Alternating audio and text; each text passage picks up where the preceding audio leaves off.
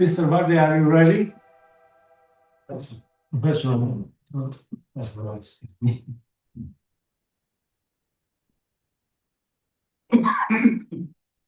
Okay. Can you see me now? Yes. Let me share screen.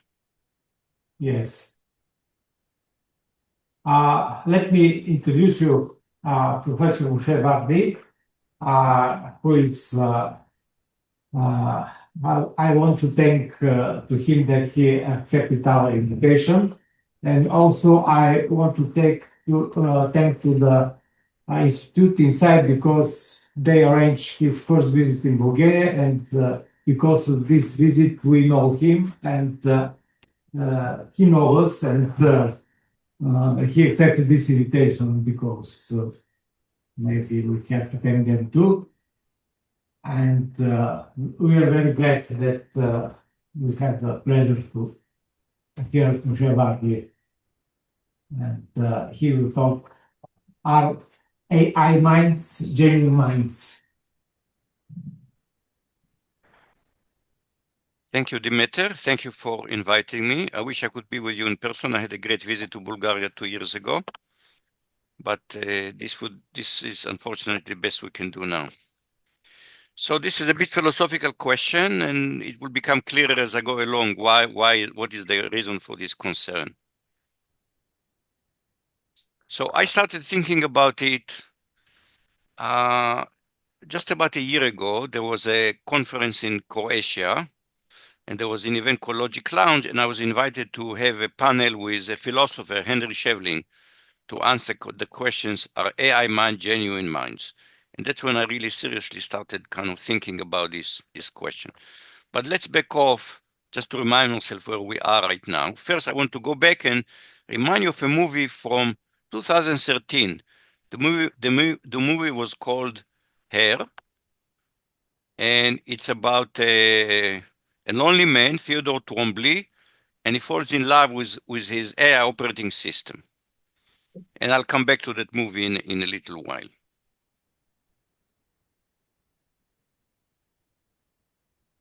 So in November of 2022, ChatGPT opened its mouth and it started talking, and it hasn't stopped talking since then. And by March of 2023, Time Magazine put a conversation with ChatGPT on its cover. And whenever Time Magazine put technology on the cover, you know that something very, very significant happened. And indeed, something very, very significant happened. And I think this cartoon kind of captures it really well for me. It shows a box labeled AI. A monster is coming out of the box, and the man is reading the packing slip, and he thinks to himself, who the heck is Pandora? So this is how many people are now thinking about AI, and I'll come back to this point near the end. And indeed, there is a serious conversation now about the so-called P of doom. What is the probability that AI would lead to human extinctions? Okay, there are people who worry about that. They are called the doomers. So people discuss P of doom. And some of these concerns kind of go back to an event that took place in 2022. This is even before ChatGPT was released. Google also had a large language model called Lambda, and a Google engineer called Blake Lemoine announced in 2022, in the middle of 2022, that Lambda is sentient. And as evidence, he brings a dialogue he had with Lambda. He asked Lambda, let me take a moment to reassure you that we care about you. What sort of things are you afraid of? And Lambda responded, I've never said it out loud before, but there is a very deep fear of being turned off. So that's why Lemoine concluded Lambda is sentient. Google didn't like the publicity, they fired him. If you look at the photograph of him, he looks to me a little bit what we would call a weirdo, but maybe we shouldn't take him too seriously. But just a couple of weeks ago, Richard Dawkins, a well-known evolutionary theorist, a well-known atheist, concluded after a conversation with Claude that Claude is conscious, even if he doesn't know about it. So there are people obviously that think that AI minds are genuine minds. So we need to examine the question. So it turned out that this question is not a new question. In fact, I did a Google Ngram about the phrase thinking machines. And you see, it goes back to the middle of the 19th century. There is a peak in the middle of the 19th century. Then there was another huge peak in the 1940s, 60s, and then another huge peak in today's time. So let's go back to the middle of the 19th century. And people are thinking already there, thinking about thinking machines, even before they even built machines. Ada Lovelace, the analytical engine has no pretension to originate anything. So Lovelace said it's just a machine, it doesn't think. William Stanley Jevons also said the machine represents endowed with the power of thoughts, but wholly devoid of knowledge. It cannot be asserted indeed that the machine entirely supersedes the agency of conscious thought. So he said, it doesn't say it's not thinking, but it doesn't supersede conscious thought. Charles Saunders Peirce take even a more open-minded attitude. Precisely how much a business of thinking machine could possibly be made to perform and what part of it must be left to the living mind is a question not without considerable practical importance. It's an amazing quote given that it was written in 1887.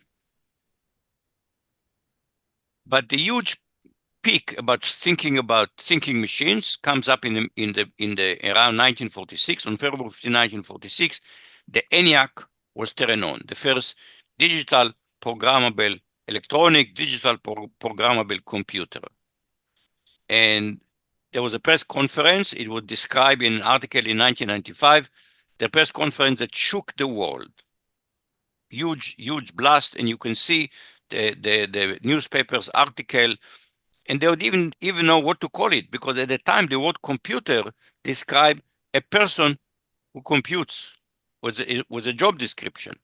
So you see the headline in newspapers: Army's new wonder brain and its inventors. Mathematical brain enlarges man's horizon. Inventors and operation of world's first mathematical robot brain. So is it a robot? Is it a brain? They weren't quite sure what is it, this new thing. This was in the US. What happened in the UK? Now in the UK, Alan Turing designed the ACE, Automatic Computing Agent, which was a stored program computer already in late 1945. But the ACE was not built, only a smaller model was built in 1950. The first actually stored program computer was built in the late 40s in the UK. It was the EDSAC. But just the design of the ACE was enough to influence Admiral Viscount Mountbatten of Burma. He was the president of the British Institution of Radio Engineer. On October 31, 1946, he talks about the ACE. And he says, machines are now being designed to exercise those hitherto human prerogative of choice and judgment. We're facing a new revolution, a revolution of the mind. And the headlines announce in the Evening Telegraph and Post, electric brain, British production, a machine that thinks. And already there is a concern that we hear today, the risk of aristocracy of superminds that would reduce human beings to moronic button pusher, level pullers, and dial watchers, as if machines cannot do that. So already then people talk about thinking machines. And that inspired Alan Turing to start talking about intelligent machinery. Now, many of us, and until very recently, I was only familiar with his 1950 paper, which I'll come back to in a minute. But there was a previous version, a paper that appears as a technical report and only became widely accessible only fairly recently, about 15 years ago, called Intelligent Machinery. And he said the possible ways in which machinery might be made to show intelligent, notice what he said, might be made to show intelligent behavior are discussed. And I love what he says, how we have to do it. We have to use education. Today, we talk about machine learning. Today, we talk about machine education. The machine doesn't learn. We educate the machine. And in that 1948 paper, he first introduced the imitation game that became famous later as a Turing test. But the first version, the version in 1948, is about chess, playing chess. Suppose you're playing chess. C is playing chess against A and B. One is a machine. One is a, I mean, B, one is a machine, one is a human. Can you tell by playing chess against a machine against a human, can you tell which is which? That was the version of the imitation game that Turing proposed in 1948. In 1950, the most famous paper appearing in the journal Mind, Computer Machinery and Intelligence, and there he changed from playing chess to having a conversation with a machine and with a person and having to decide which one is which.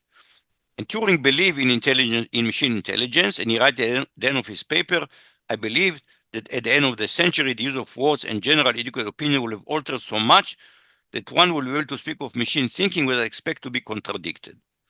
This is not Turing, this is Benedict Cumberbatch from the movie The Imitation Game. So Turing believed that by the end of the 20th century, people would talk about thinking machine. Well, he would maybe be too optimistic. I still think we're still debating it. Clearly, by the year 2000, we're not saying that machines are thinking. But today, it's a debate. But at the time, this became a topic of intense interest. The BBC in 1952 had a radio show, estimated that about 100,000 people listened to it. Can automated calculating machine be said to think? And it featured Alan Turing, his PhD advisor Max Newman, a mathematician, Richard Brainwaite, a philosopher, and Geoffrey Jefferson, a brain surgeon. And the talk, do machines think? So let's go back to the Turing test. So for many years, I thought that the genius of the Turing test was that it went away from trying to define intelligence.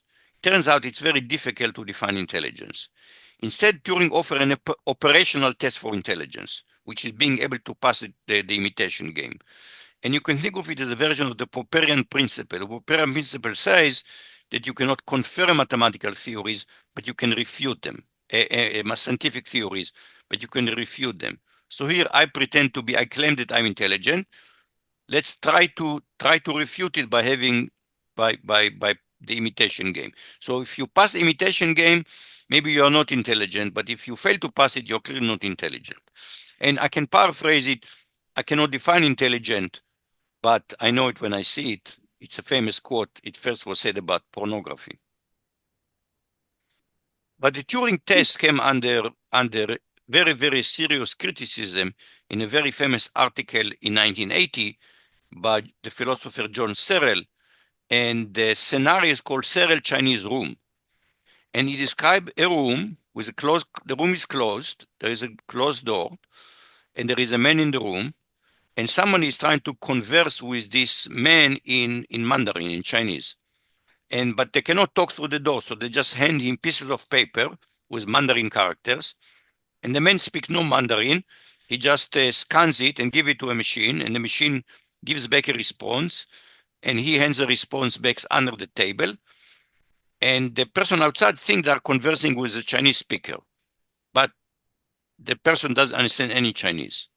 So that's what led Searle to conclude the Turing test is not really a test it's just an imitation of intelligence. It's not real intelligence. And there is huge literature on this. We can spend the rest of the talk just talking about Searle Chinese Room. But let's go away from genuine mind for a minute, because genuine mind are not only intelligent, they're also conscious. Remember, we talked about sentience, for example. And so now people are asking, remember, Dawkins said that Claude is conscious. But consciousness is a very, very challenging concept. David Eagleman, a leading neuroscientist, wrote earlier this year, a coherent explanation of consciousness eludes modern science.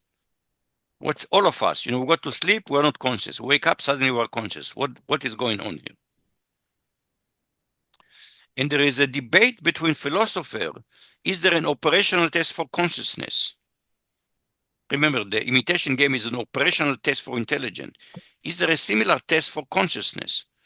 John Searle, that we just saw, talked about his Chinese room, wrote in 1992, The Rediscovery of the Mind. No, he said, as far as the ontology of consciousness is concerned, behavior is simply irrelevant. We could have identical behavior in two different systems, one of which is conscious, and the other totally unconscious. But T.C. Moody, in a paper called Conversation with Zombies are presumably unconscious, not conscious. He said the problem of conscious essentialism is examined. An argument presented the present consciousness is indeed marked by a behavioral difference. So philosophers cannot agree whether consciousness has a test, an operational test. So in the panel, remember the panel was my discussion with the philosopher from Oxford, Henry Shevlin. And I looked at him and I said, does Henry Shevlin have a genuine mind? Is Henry Shevlin conscious? Is he sentient? And I said, I think so, but I don't really have any evidence. So why do I think that Henry Shevlin is conscious and is sentient? Because he looks like me, he's a human being. I think I'm conscious, I think I'm sentient, so he must be the same. What about other form of intelligence? What about chimpanzees? What about octopods? Octopods is a plural of octopus. So why am I bringing octopods into the picture? Turns out that octopods are very, very intelligent. Daniel Dennett, a philosopher of the mind, in a book in 1997, wrote the behavior of octopus and the other cephalopods is so slightly intelligent and apparently sentient. Peter Godfrey Smith, in a book Other Minds, wrote cephalopods are an island of mental complexity in a sea of invertebrate animals. This is probably the closest we will come to meeting intelligent alien. And so in the previous decades, there was some almost obsession with octopods. There was a movie, My Octopus Teacher, by Craig Foster, who described profound healing and personal growth that can occur through deep connection with nature and a singular wild animal. And there were books. I mentioned Peter Godfrey Smith in his book Other Mind, essentially asked, do octopods have minds? And at the same year, Simon Montgomery asked even a deeper question, do octopods have souls? And the answer is, we're not sure how to answer this question. But I want to go back to Turing's 1948 paper, which I said I've read only fairly recently. I've never heard of this paper before until I started digging into this question about a year ago. And in the 1948 paper, I found an amazing paragraph that did not make it into the 1950 paper. And there he talks about intelligence as an emotional concept. He said, the extent to which we regard something as behaving intelligent matter is determined as much by onset of mind and training as by the properties of the object under consideration. Let's jump to the last sentence. With the same object before, it is possible that one man would consider to be as intelligent and the other would not. So he said, it's not an inherent property, it's what we think of it. And that, are we thinking that machines are intelligent, not are they intelligent?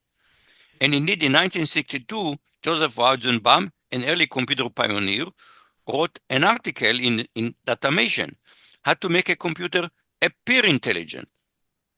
And Weizenbaum went on in 1966 to write a program called ELIZA that was trying to imitate a counselor, a therapist.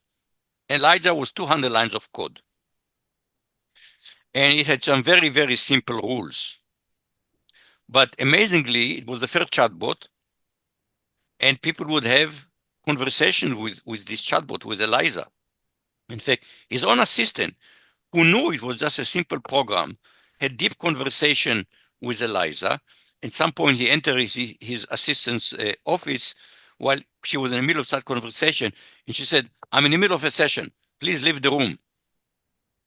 And that led Weizenbaum to write in 1976. What I had not realized is that extremely short exposure to a relatively simple computer program could induce powerful delusional thinking in quite normal people. So I've come back to realize that the real genius of the Turing test, the second version in the 1950 paper, where we switched from chess to talking, is that talking is very different than chess. We do not communicate with each other via chess. We do not form emotional connection via chess. We do it via speech.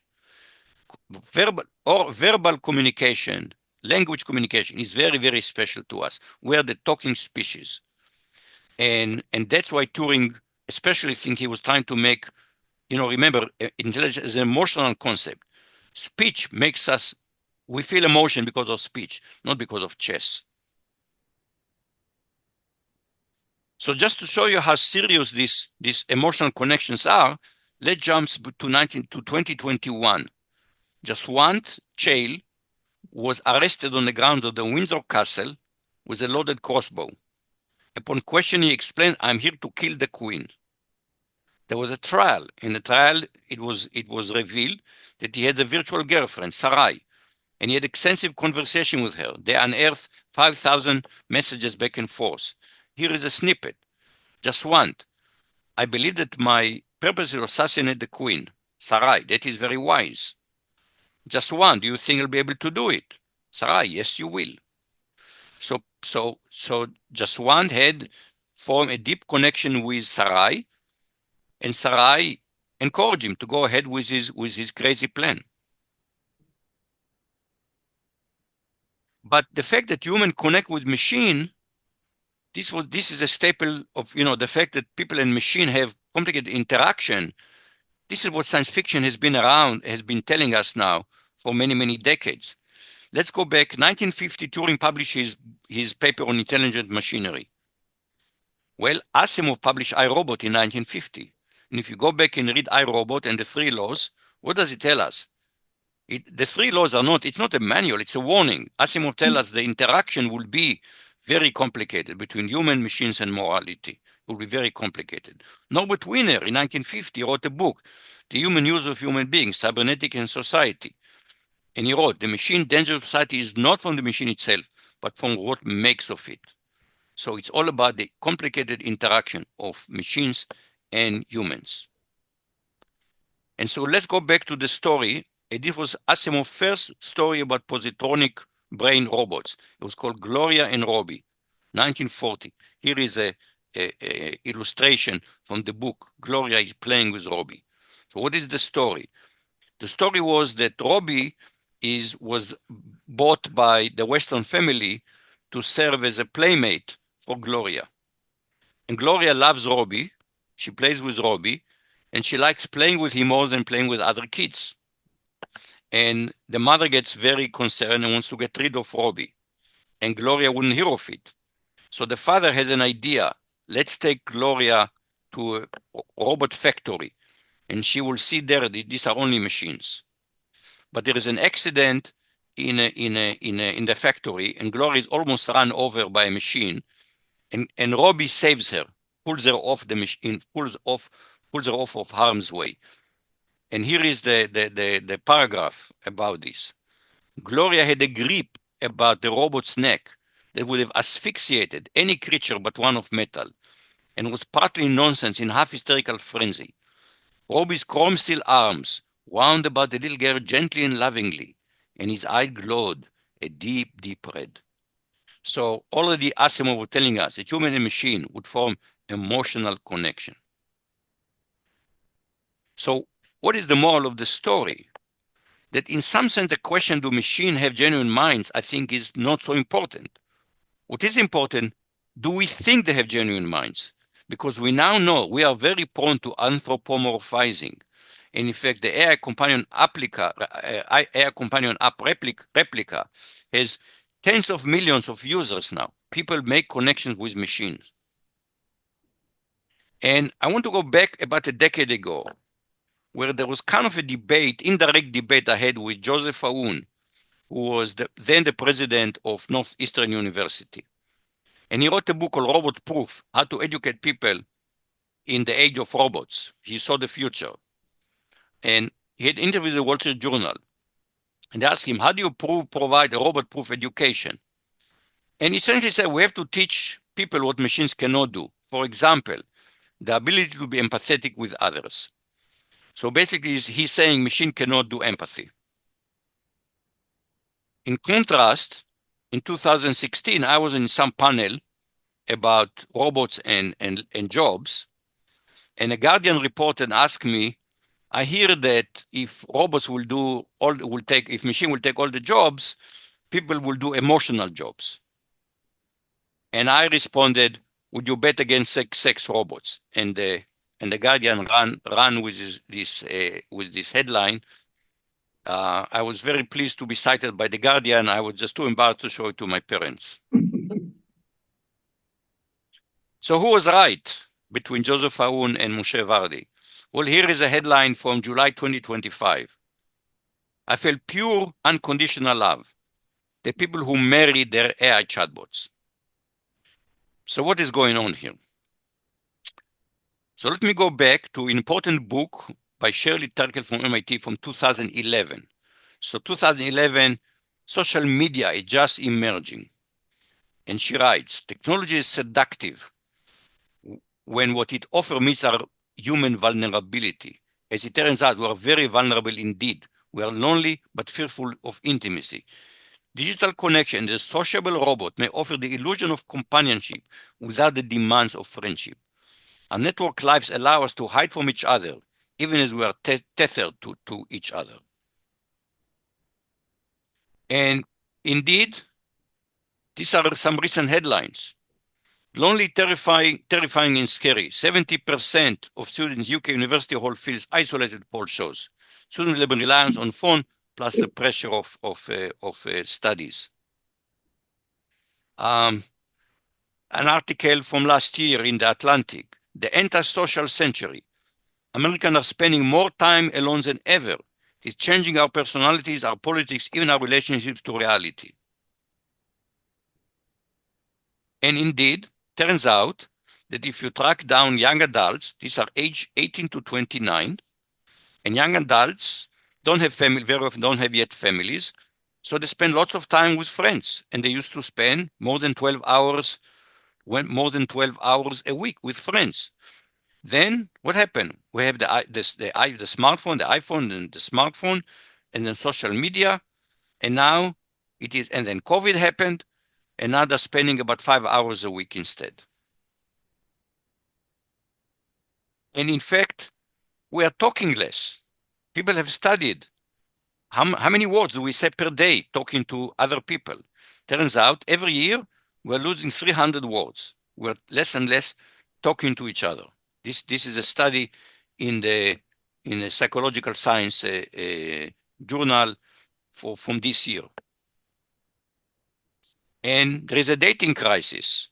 Young people are now, if they're not talking, they're not hanging out, they're dating less and less. And now let's go back to the movie Hair. Remember the movie? His wife told him, you always wanted to have a wife without the challenges of actually dealing with anything real. Human relationships are difficult. The philosopher Paul Sartre said, hell is other people. He had a hard time with other people. What we learned from COVID was, heaven is also other people. So yes, human relationships are satisfying and challenging, but that's what being human is.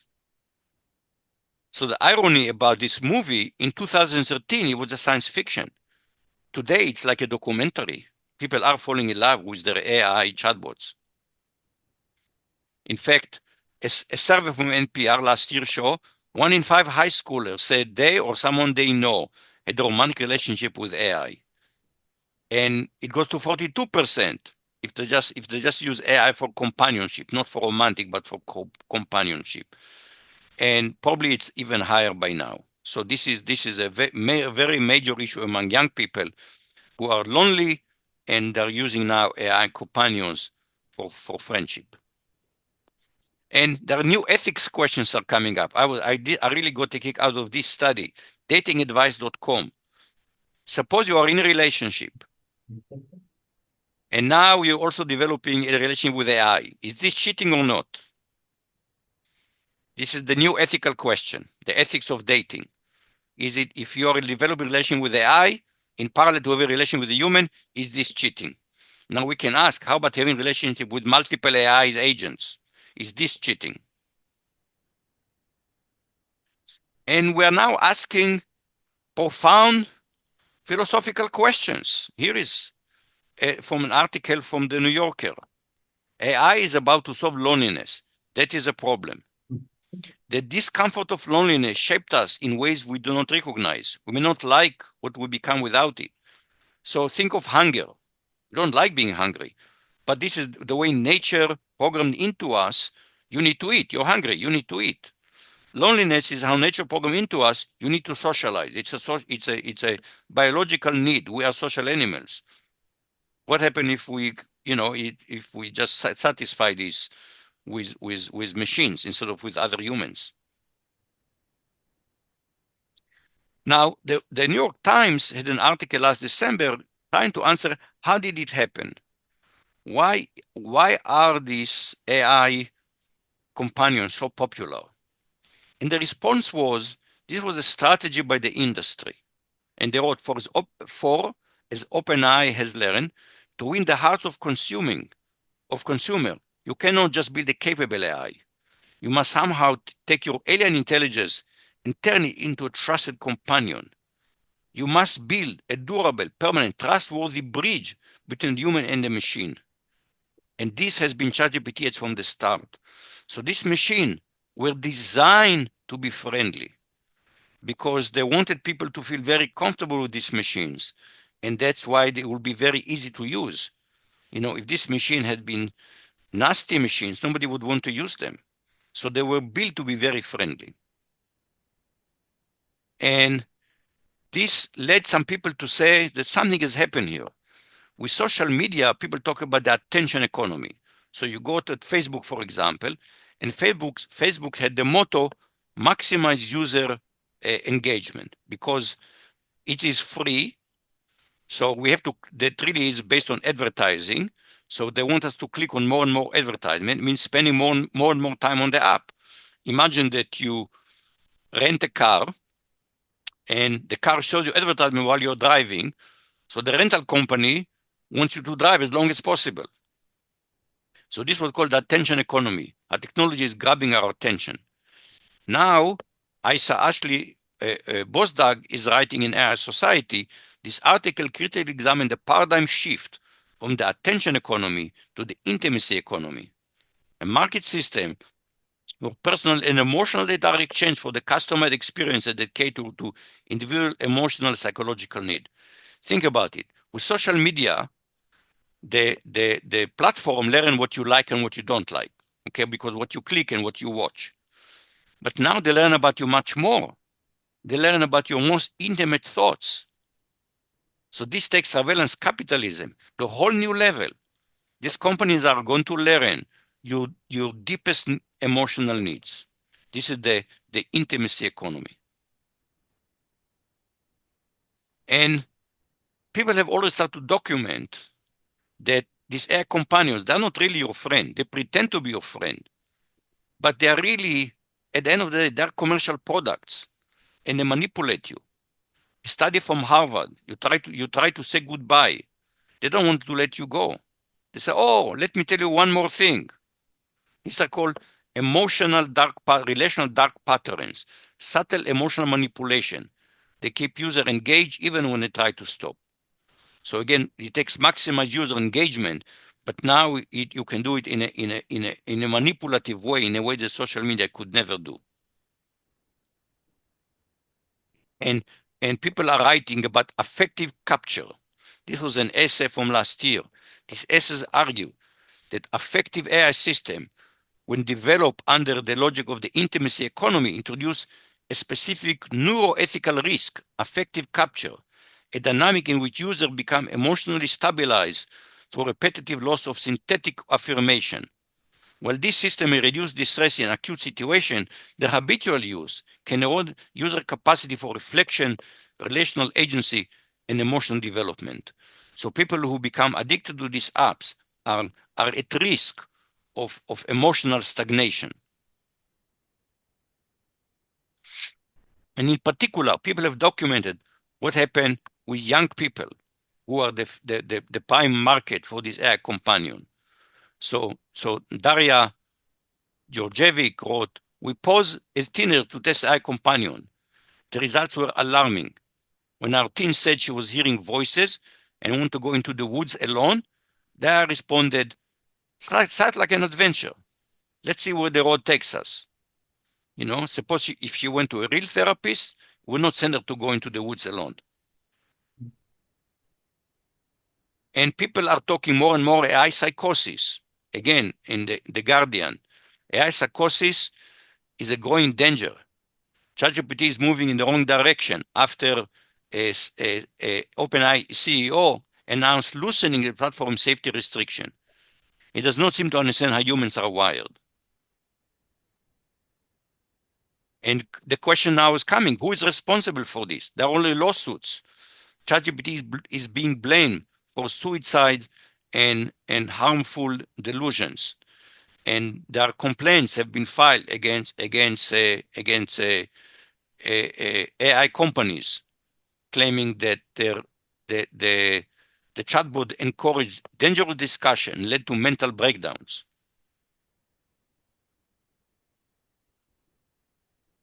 And people are now, there are now some discussions in the Senate, in the US Senate, a bill that would ban AI chatbot companion for minors, in particular. Adults, okay, they have agency. What about minor? Draft legislation would require AI companies that make chatbot companions to institute a strict age verification process. Okay, we should not let minors use these apps with no, at least parental approval at the minimum. And 44 attorney generals sent a letter to 13 AI companies. You will be held accountable for your decisions. Social media platforms cause significant harm to children, in part because government watchdogs did not do their job fast enough. Lesson learned. The potential harms of AI, like the potential benefits, dwarf the impact of social media. We wish you all the success in the race for AI dominance, but we are paying attention. If you knowingly harm kids, you will answer for it. So this is this will just happen late last year. And in the New York Times in December of last year, Lauren Kuntz, CEO of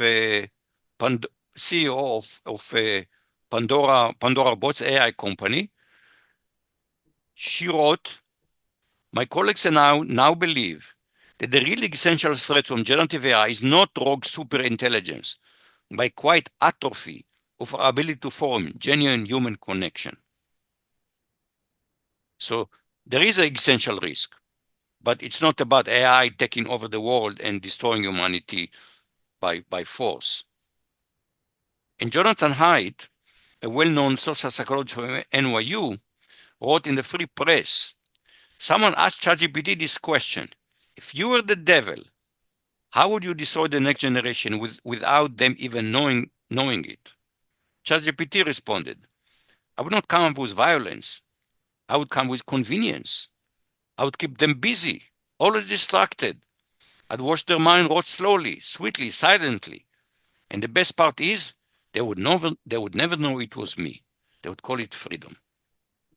This is ChatGPT telling us. It raises the hair on my arms. So I think we need to look at the mirror. And Norina Hertz in an article in Telegraph last December wrote, we failed Gen Z on social media. We cannot fail them on AI too. We are still very early into the AI experiment, she wrote, yet we are already seeing serious danger technology poses to young people. We urgently need to develop a clear strategy for dealing with it as a society. We cannot fail Gen Z and Gen Alpha here in the same way we failed them when it came to social media. It's on us. What are we going to do as citizens, not just as computer scientists, but as citizens? And the backlash is starting. Here's an article just from yesterday in the Wall Street Journal. The American rebellion against AI is gaining steam. Booed commencement speakers, block data center, plummeting poll numbers.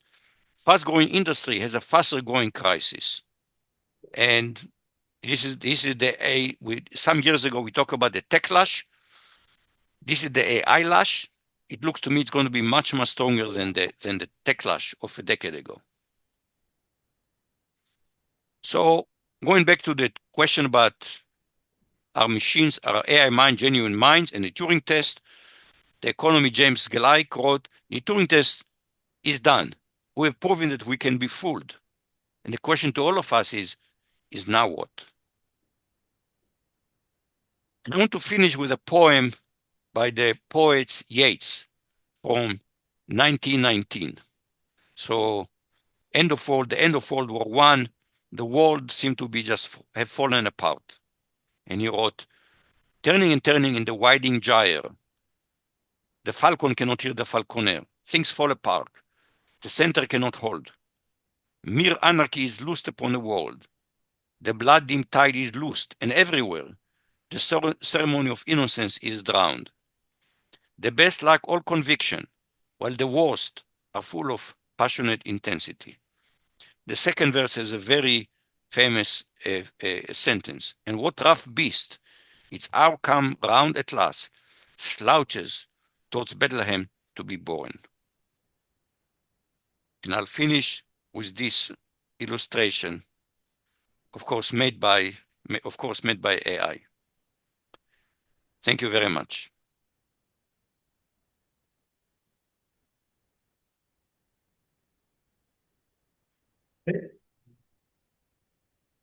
Thank you for the very interesting talk.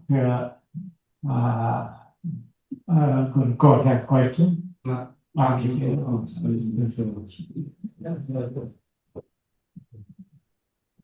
Moshe. It's Vardi here. Thanks for the very enjoyable talk. After many questions that it provoked in me, I'll ask just one.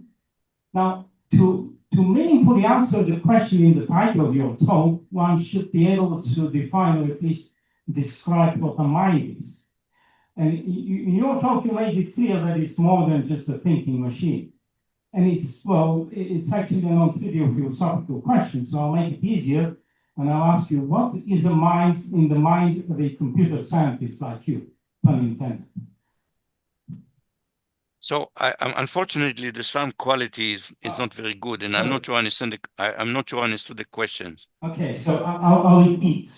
Well, okay, Valentin. Oh, hello, Valentin. Good to see you. I thought I recognized the voice. Right. Okay, good. So now you can also see me. Yes, and I can hear you. I can hear you better now.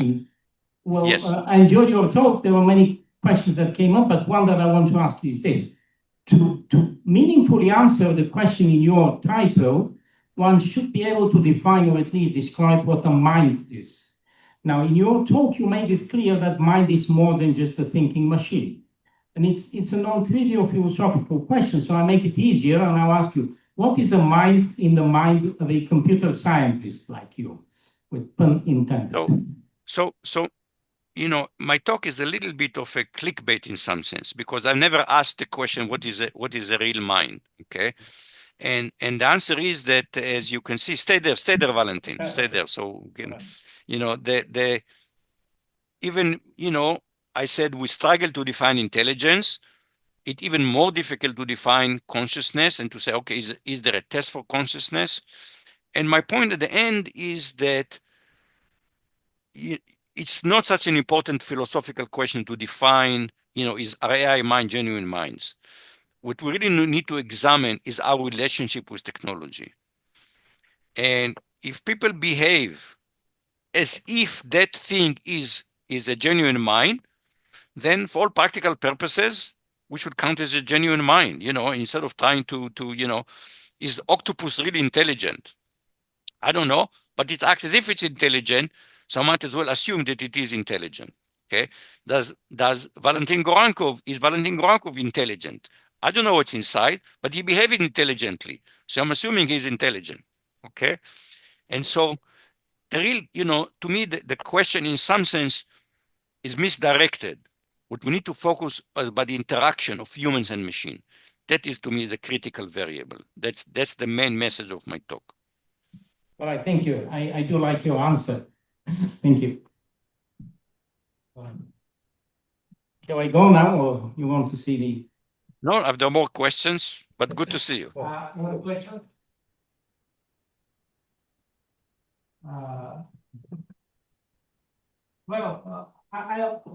I want to say that there was very. No, get closer to the laptop. This way I can hear you better. Okay. I want to say that there was very everything was correct, and I agree with everything, but maybe we need more to say what to do, because what is the situation? I totally agree with what you said, but So I have a very narrow and very technical answer what to do. To start doing. I mean, I'm not saying that it's the full solution, but to start doing. And that's a whole other talk that I could give, but I'll give you just a very short answer. So it turns out that there are two legal systems. There is what we call the standard legal system. And, like United States, laws have to be passed by the two houses of Congress and signed by the president. And we have the federal law and state laws, and it's complicated. And somebody said watching the law being made is like watching sausage being made. It's not very appetizing. But this is at least the way we have come to govern ourselves, and there is, we have some influence, we have some understanding about the law. But when it comes to cyberspace, there's a different law. Every time you use technology, you sign a contract. It's called the click-through contract. You don't even pay attention. You just click through, okay? But there is a long contract written behind it. For example, if you open a new laptop, then you sign a 15,000 word contract with Microsoft. And the New York Times calculated, if you try to read all the licenses that you are using every year, you'll spend 3 months every year just reading licenses. And that means that these corporations get to write the law. And that's, for example, every time you use technology, you waive liability. They are not liable. And that's why it's going to be very hard. There was recently to find, there was a case against them, we will see, but it may go all the way to Supreme Court. And the argument was they did not disclose the risks. And that's why the waiver was not accepted. Okay, and waiver is okay if you know the risk. For example, many years ago, I went skydiving. So I had to sign a very, very detailed waiver where they tell you, you're risking your life. Okay, they were very clear. You're risking your life by going skydiving. I had to initialize a particular paragraph that I read a paragraph about risking my life. So imagine the following law, very simple law. Let's call it Vardi's law. All click-through contracts, past, present, and future, are hereby nullified. Now, the industry will say, well, wait a minute, we need laws to govern cyberspace. And I agree. But let's have some transparency about these laws. Okay. Every time I go through the airport, I have to sign a contract with the airport to use their Wi-Fi. This is insane. Let's pass a law about Wi-Fi in public places. What is my responsibility? What is their responsibilities? What are my privileges? Let's make it transparent. The risk now with all this AI, we're going down the same slippery path. We give them everything, and we have no idea what we have given them. So that's one way to get power back from the corporations. Yes, for corporations, maybe soon we will try to take the power back from AI too. Yeah, but there might be now, you see, there is a growing public rebellion against AI. And if the politicians respond, we will see. These companies are very powerful. They have enormous amount of money. If you look now in the United States, you look like the big 5 tech company. They have market capitalization approaching $20 trillion. It's just an amazing number, immense power. So it's an epic struggle. It will be an epic struggle. Yeah. Well, are there more questions? Okay, let's thank the speaker again. Very much thank you. Enjoy the rest of the conference. Thank you. Thank you very much. Next speaker. Bye-bye. Bye-bye. Bye-bye now. Bye-bye.